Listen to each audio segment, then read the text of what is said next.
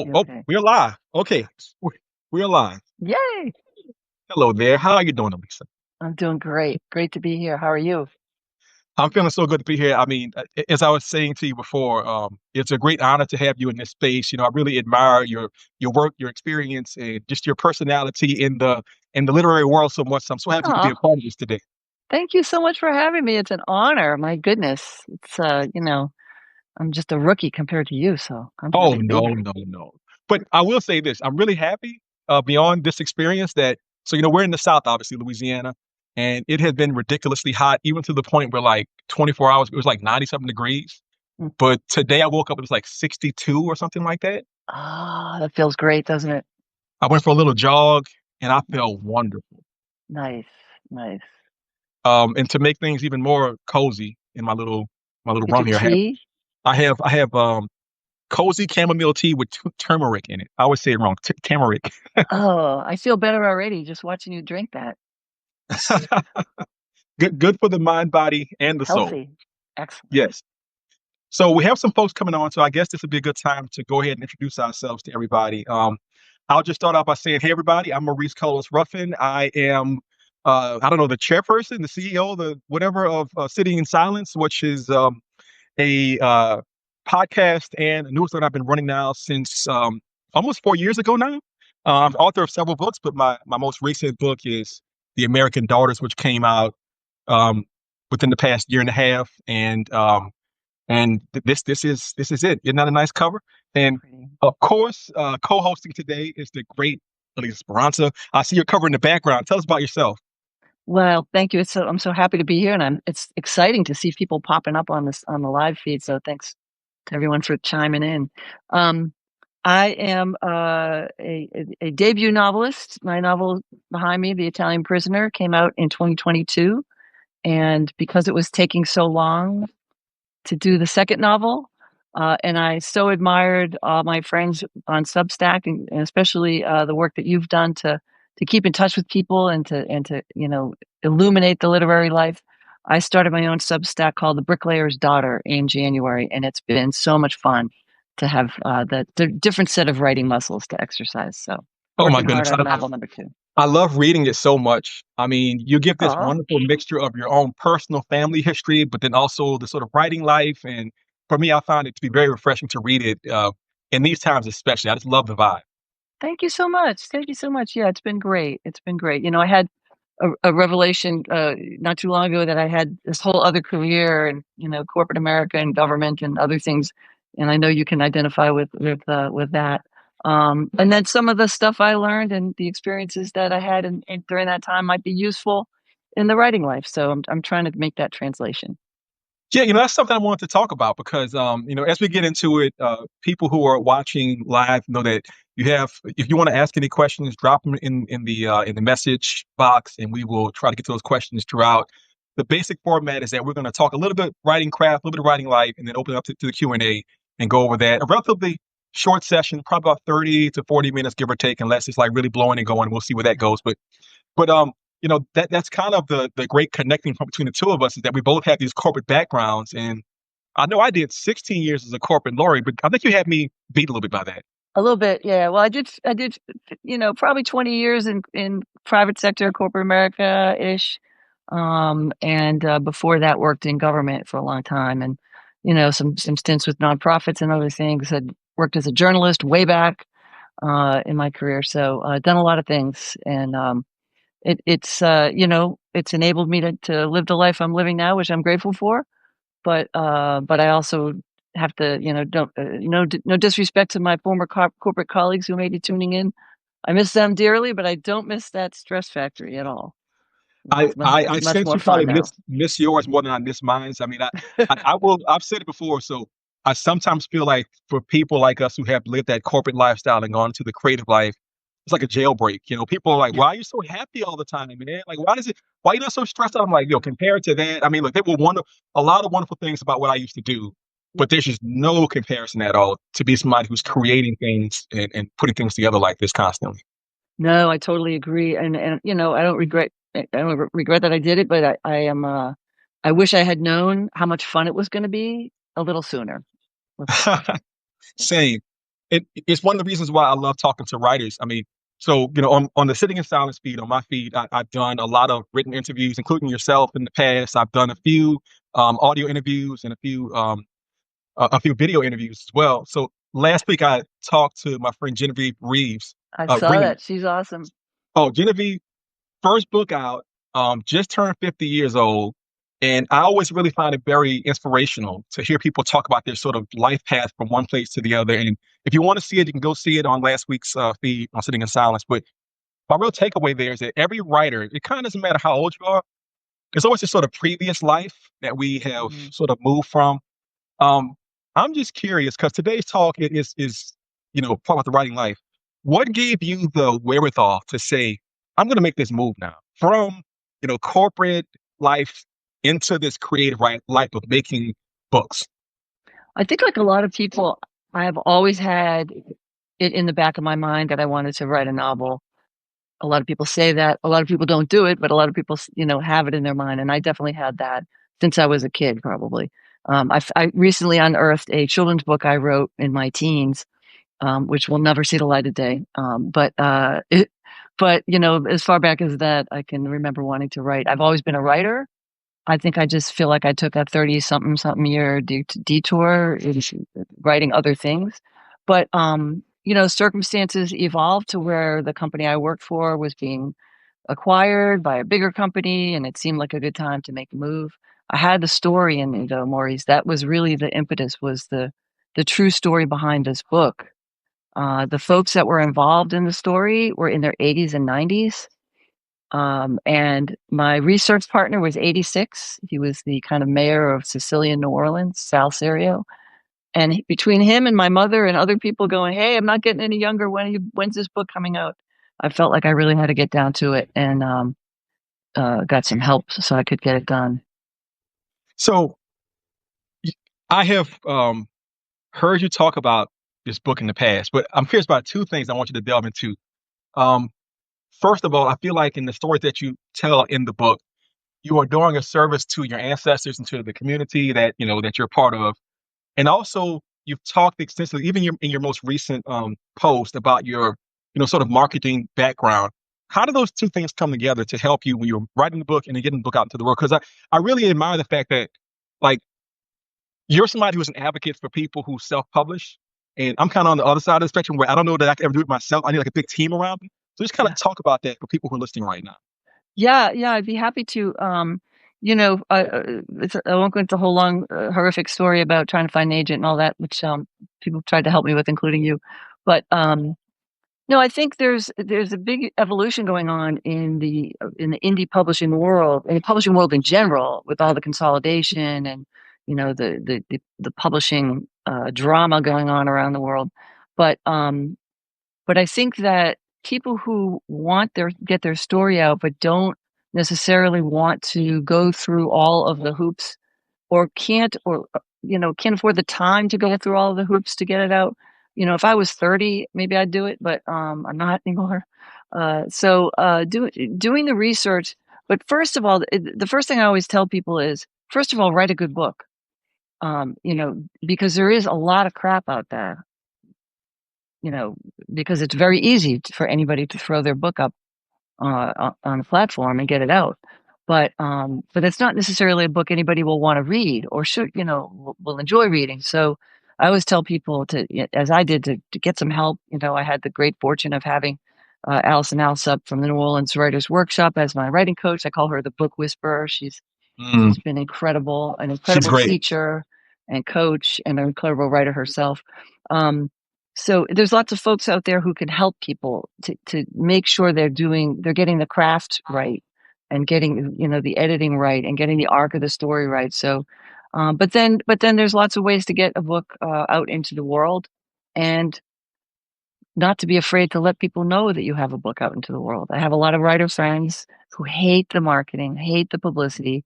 Either they're terrified of it, they think they're going to be bad at it, they don't like talking about themselves. Whatever reason, they think people are going to laugh at them. I don't know. There's a lot of imposter syndrome out there, and I always try to cajole them a little bit and give them some tools to use from my old marketing background, which has been super Mm, helpful for me, Mm. but to just say, "No, you should be proud." And you've been great with this message. Just be proud of what you've worked on so hard. People work years on their books and then get scared at the last minute to get it out in the world. So once they do, they're usually happy that they did. And that's one thing I wanted to get your thoughts on too is once you got your first book out, when We Cast a Shadow came out, were you surprised to hear from people that you forgot you knew, or people that you knew in a former life or in school or whatever that came out of the woodwork? Because that's been one of the biggest thrills for me is to just and even with the Substack, you know, every once in a while, my old English teacher, Mr. Weber, shout out Mr. Weber, he'll pop up on my Substack comments and say, "Good job, kid," Oh which my makes me feel goodness. great. Yeah, that was a big moment when you That's first. so beautiful. Well, I know. I think on the idea of like people, that you've kind of lost track of coming back into your life. I think what I have found time and time again as an author is that our community of both writers and readers is really tiny and is really richly connected. Many of us are not extroverts, or party animals or that kind of thing. We kind of want to just be in our own space. But then doing Anymore. something like this, I mean, as I look into the chat, I mean, I can see just real quickly, I see. All right, I see Becca Saul was first up. Congratulations, Becca, for being first to sign in. I see Brandon Sanat. What's up, man? Haven't seen you in a minute. Khadijah Abdul Haq, how you doing, sis? Good to see you out there. The genius. Oh my goodness, the genius, Bernice McFadden. So Bernice Wow.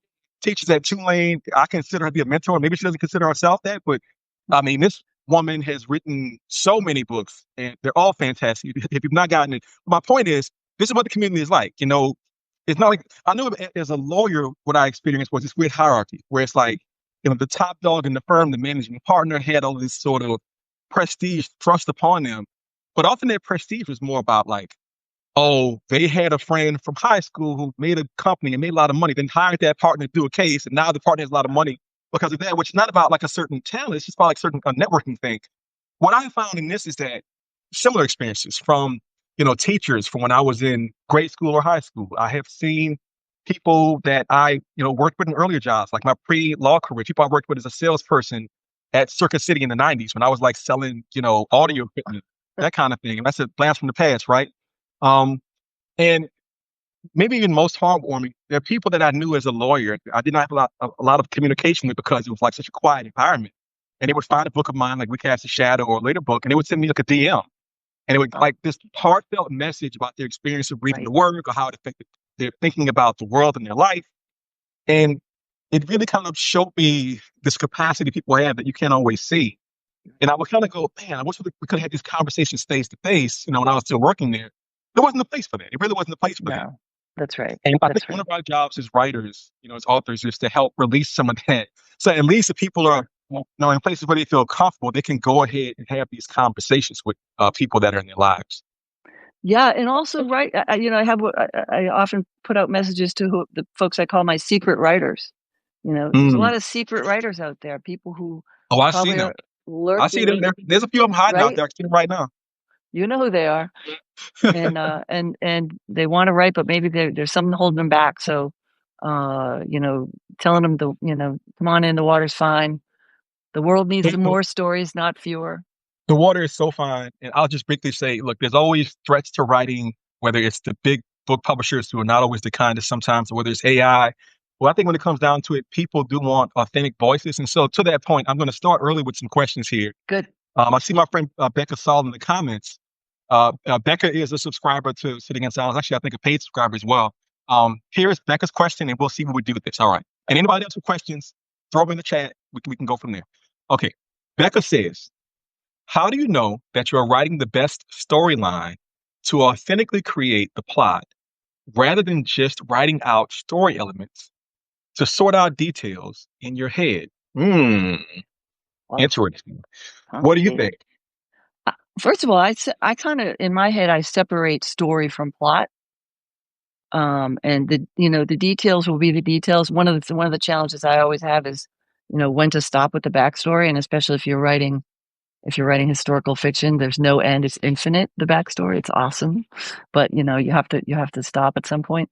Um, so to me, finding the story is the trickier part. Finding plot points and mapping them out and, getting a timeline and doing all that, That's the technical issues behind writing that they're not easy, but they're doable. Finding the story, what is Mhm. it that your character wants?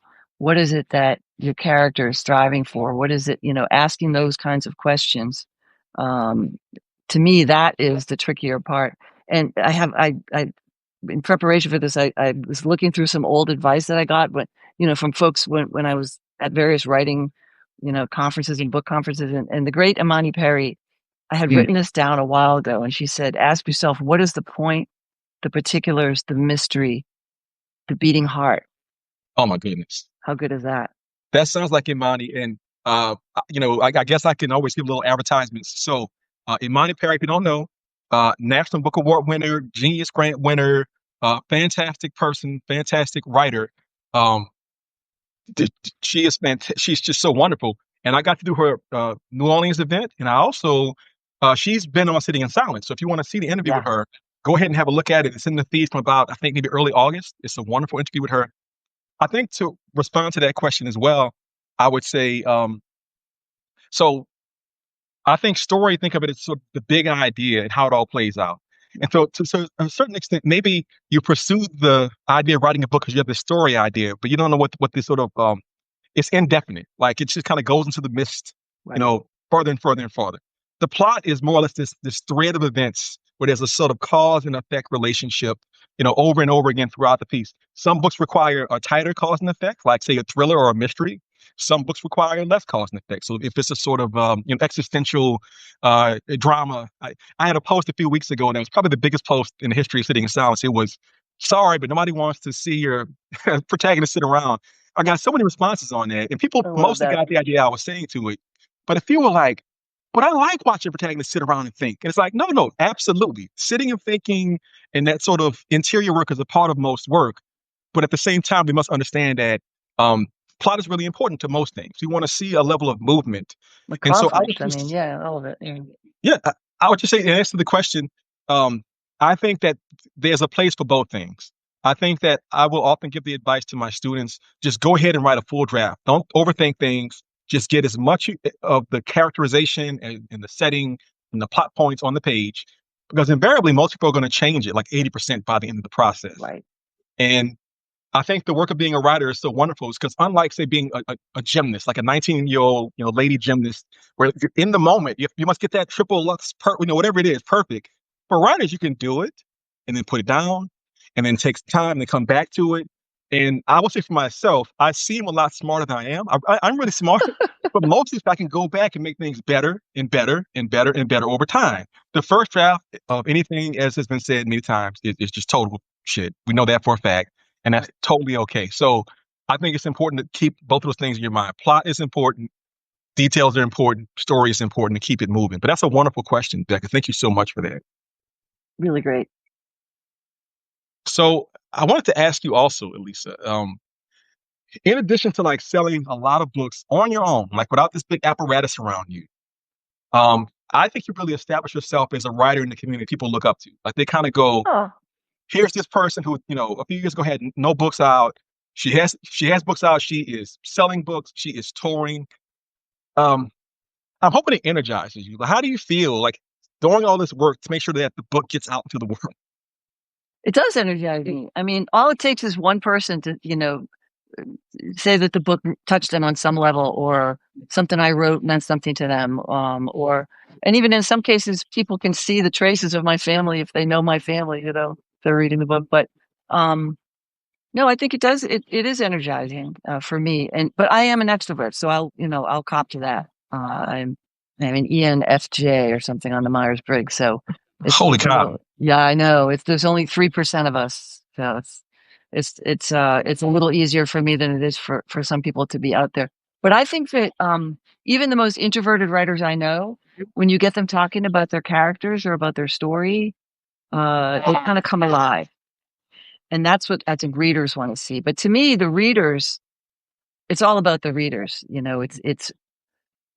It, you write into the void. Sometimes you sit in your office by yourself writing, but until you connect with the reader, or until I Mm. connect with the reader, it doesn't become real. Oh, Um, absolutely. I couldn't agree more to that. Let's see more shout outs from the chat. I see we have a lot of people here. Now, keep in mind, this is being recorded. So if you want to watch it again or share it with your friends out there in the world, feel free to do that as well. This is open access to everybody. I see, let's see. Oh, Alicia J. Perry, how you doing about this? This is so good to see you. Let's see. Say you, how you doing? Oh, Claudia Baker. Barker, excuse me. Claudia has been so supportive of Sitting in Silence, what we do at Sitting in Silence. Thank you for Fantastic. that. Me too. Yeah, let's see. Tawanda, what's up? Good to see you. Hope you're having a nice day. Oh my, okay.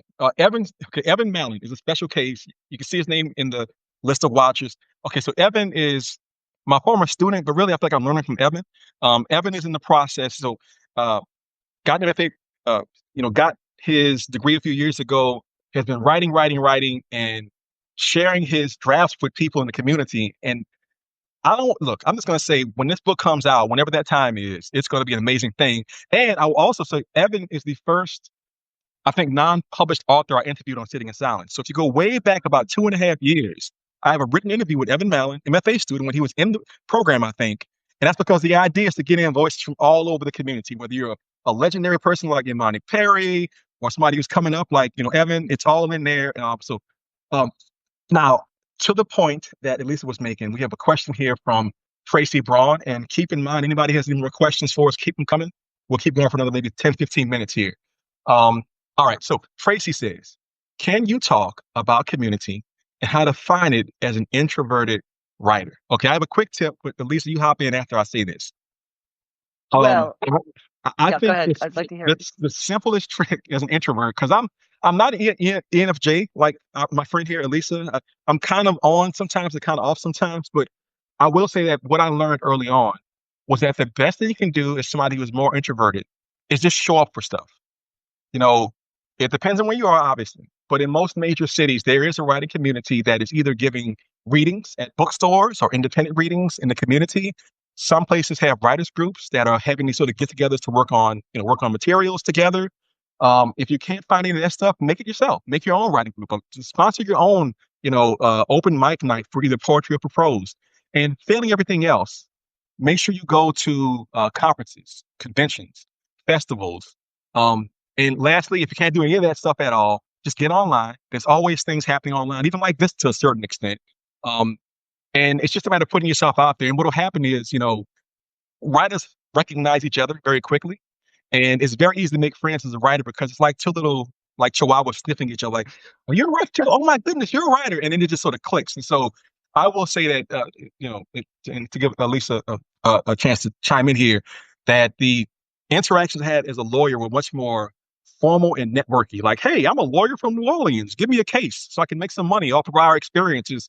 You know, fellow lawyers. But as an author, it's the exact opposite. You're just at a conference or at a reading, and somebody goes, "Wasn't that interesting?" And then you go, "It sure was interesting. Here's why." And the next thing you know, an hour has passed, and you're like sharing your cozy chamomile tea together, and you're laughing, and now you're best friends, trading phone numbers, email addresses, and that sort of thing. So, Elisa, what do you think?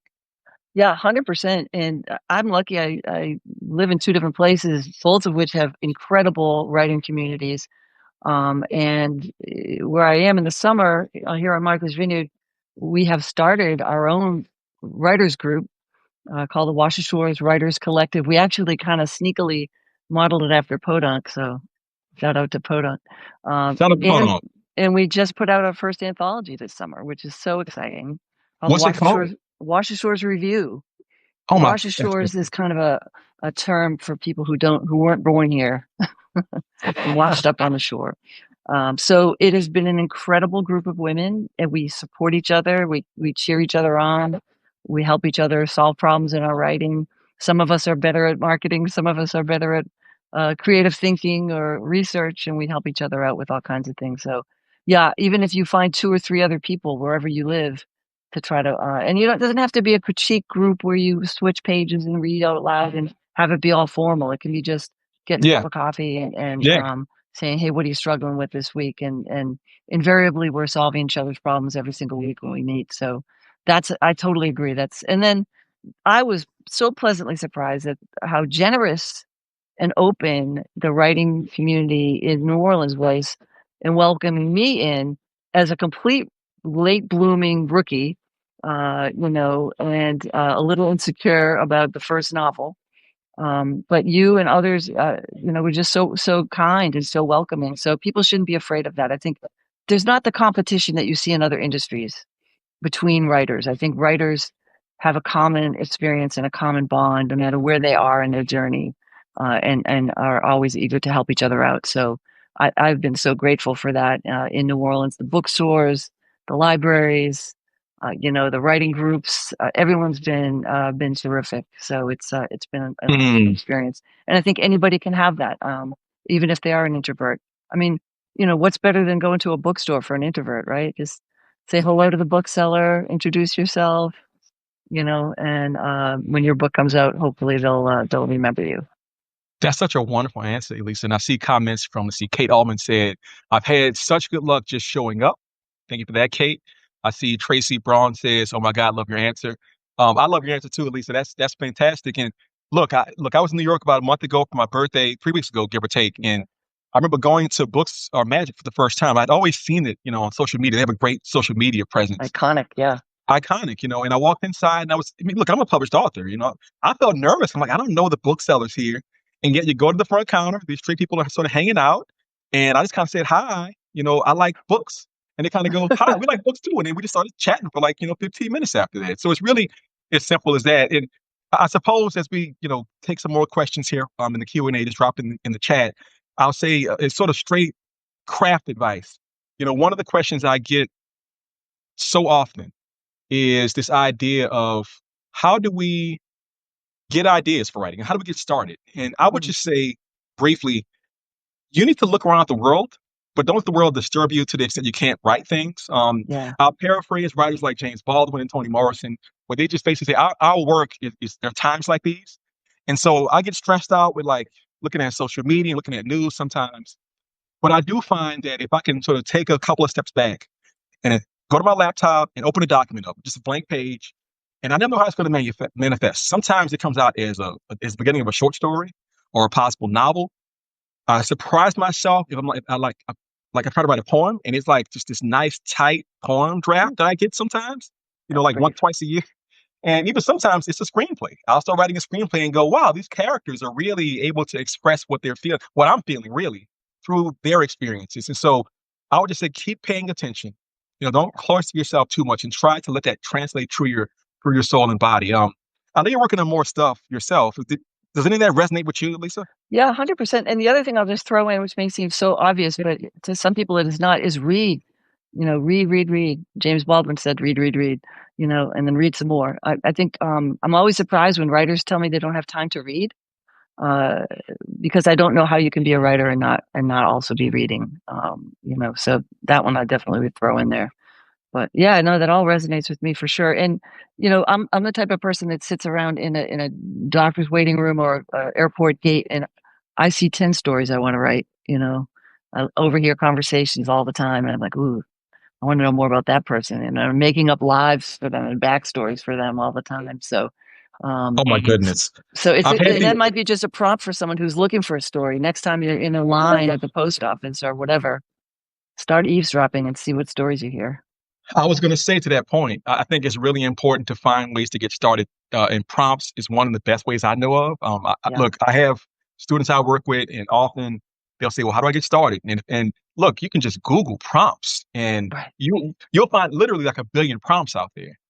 Um, in my personal story, that's kind of how I got started. I was leaving work, maybe for lunch or maybe after work, and I go to a coffee shop. I'm like, "What's my idea? I don't have any time to play around today, or if it's a Saturday morning." And I was like, find a few prompts. And I would just Yeah, not think about it, just start writing and see what comes out. And I guess what surprised me is that what often comes out, at least for me, is that there's some variation of people that I've known and loved in my life, my family and my friends, right. people I grew up with. A lot of what we write, I think, at least for me, comes from my childhood, people that have been gone for a long time, people I haven't seen in a long time.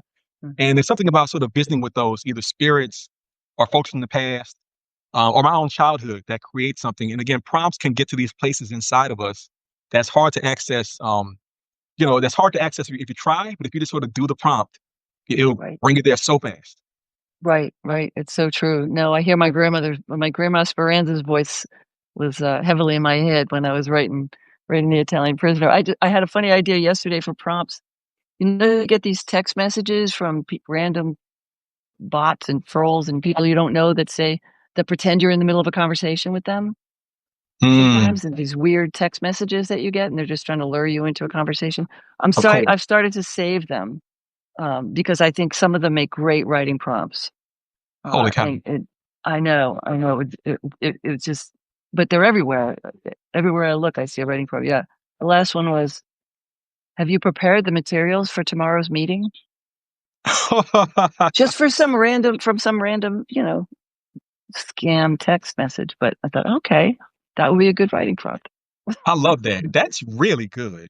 That's really good. I Let me see what think I I'm did. gonna have to give that advice and attribute it to you. I've never heard that before, but we all get those text messages that are so Right. annoying They're and so scary. annoying, right?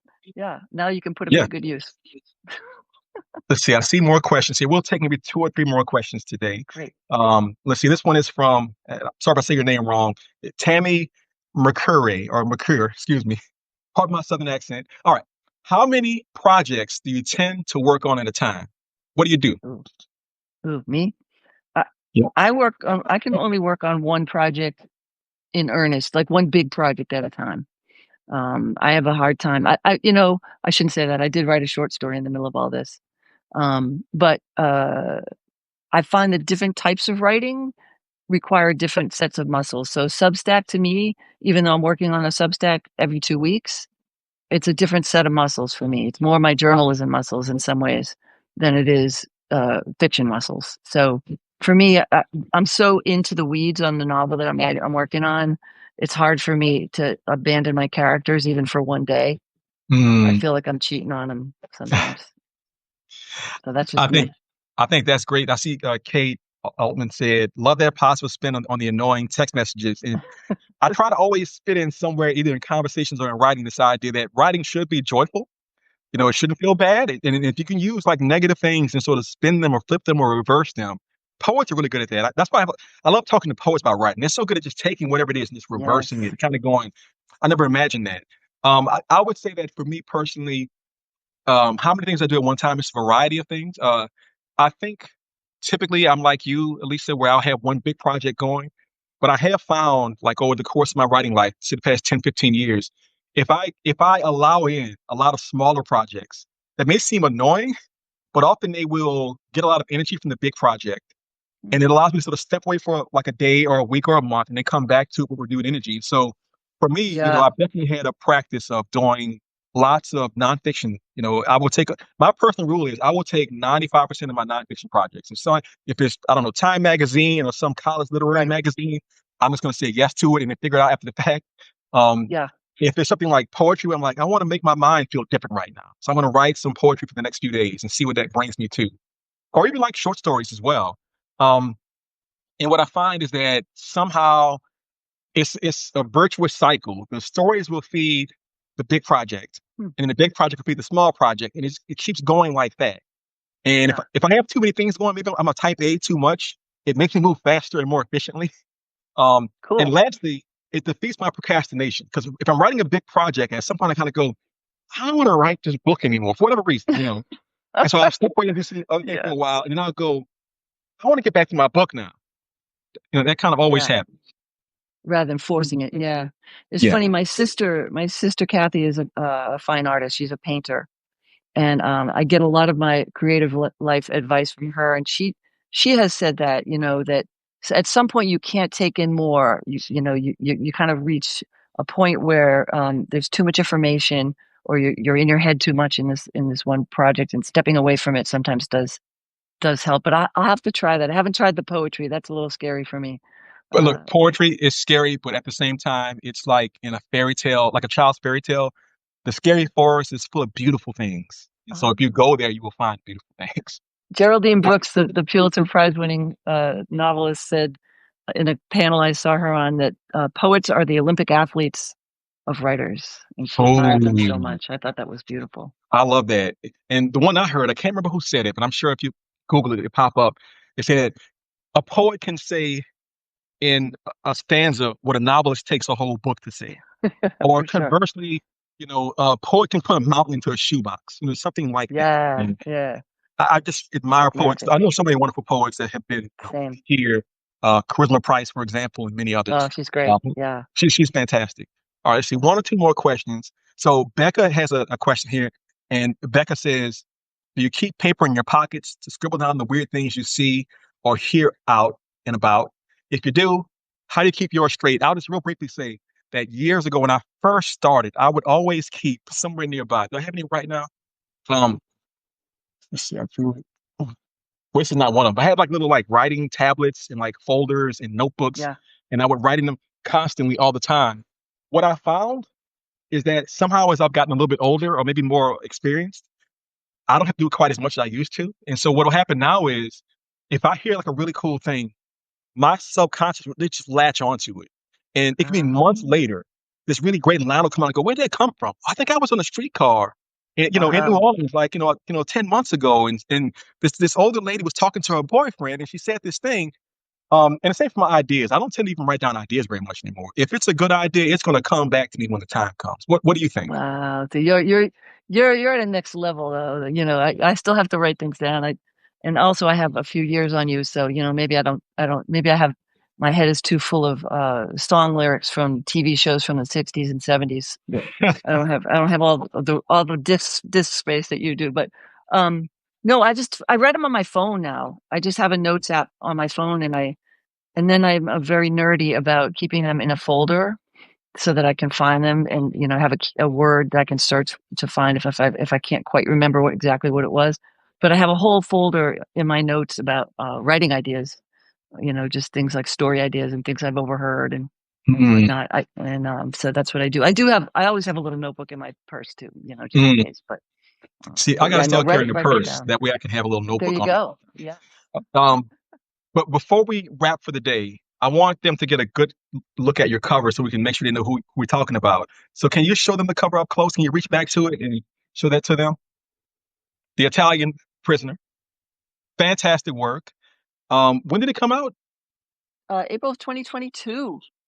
It's getting some It age feels on me like now, so. yesterday. I know it sometimes does, but yeah, no, I know time's a wasting, and This is me. that's beautiful. I I love, am. and I'm so grateful you did a historical fiction book. It made all of us historical fiction people so excited. Like you made it I'm not cool. sure that I ever told you this, but I think you're one of the people that gave me a license to write historical fiction.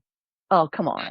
No, seriously, because I was terrified of it, and I was writing this book at the time, and I was like, and I remember we were talking at the coffee shop when we first met, and you were talking about ideas you had, and I was like, you know what, Maurice, you do love history so much, and I do think that's something that's happened to me personally, and I want to give one final shout out to my very good friend, Sari Botten, who runs the Ulster Yeah, Substack, which is extremely popular. I mean, this is not like sponsored by them, but we get a lot of people who come here from there, and she's got me thinking about getting older. And one thing that I've noticed about myself is that I may have been a little bit faster up here back then, but I think that a lot of the things I was fast about was not necessary. And a lot of my things were worries. And as I've gotten older and I've met people like yourself, I kind of go, Maurice, don't worry about it. You want to try to write a historical fiction book, give it a shot and see where it goes. yeah, You it's know, awesome. same time. I remember writing the book and thinking, okay, this is your first woman protagonist, and I'm a guy, and this kind of going, okay, Maurice, if your intention is good and you're going to really lean into making sure you're respectful and authentic and Right. paying attention to how things are in the world for like my women friends and beloveds, I put that into the book, and It the time, shows. yeah, it worked Yeah. out. Absolutely. No, it shows. I mean, it's brave to write in the voice that's not your own, But if we all only wrote in voices that were our own, we'd never write anything. I mean, I'm not a 19-year-old young woman in 1943 either. So but See, I thought you were actually. I thought you maybe I were. was, maybe I was one. But I have been Well, 19, so. well, I just want to say um, thank you for being here, Elisa. Um, Thank you to all the subscribers to both Elisa's Substack. What is the official title of your Substack? It's called The Bricklayer's Daughter, All right, and look, it's if you have it's not been there, make it's sure free. to sign up. It's free. What do you generally talk about on Bricklayer's Daughter? So I talk about, first of all, I try to keep myself to 500 words, so it's not a huge investment of people's time. It's every 2 weeks, and it's about writing, reading, the writing life, and occasionally I color outside the lines. I love it. It's a fantastic Substack. I always read it when it pops up. So if you're out there, if you've Thank not done it yet, make sure if you're on this feed, you go ahead and sign up for Lisa's. Obviously, if you're here, you know sitting in silence. Sitting in silence is designed to be both craft oriented, writing life oriented, but also inspirational in general. So if you're kind of feeling down, come check us out. We're always trying to do something that's good for the writing community at all always feel times. good after you listen to Maurice on the writing on sitting in silence. It's true. They're I, definitely true. I I appreciate appreciate you that. so Oh, much. and Becca says in the comments, the audio production of American Daughters is amazing. I agree. The lady, the Ah, actress who performs it, she is magnifique. I couldn't be happier about that. All right. So, in closing, I want to say to everybody, hey, make sure that if you are just getting started, you give yourself a reason to continue with the project. If you need juice, go find other writers. If you're in the project and you're trying to figure out how to make it better, take a class, go online, go to a live class, talk to writing friends you have, start a writing group. And if you're deep into it and you need advice, make sure that you reach out to mentors and people that have experience like Lisa, myself, or others out there in the world, because we are a community. This is a great community. So be a part of this. And in closing, I want to thank one more time, Lisa, for being here. Thank you so much. thank you very much. It's been an honor and a lot of fun, as I knew it would be. If you were running it, I knew it was going to be fun. So thank you so much, Maurice. Thanks for everything you do for all of us. Of course. All right. Be sure to sign up for future feeds. And if you're not a paid subscriber, consider that. It helps keep this whole thing going. And share the post with all your writing friends and all your reading friends as well. All right, folks. Toodles, I love you. Take care.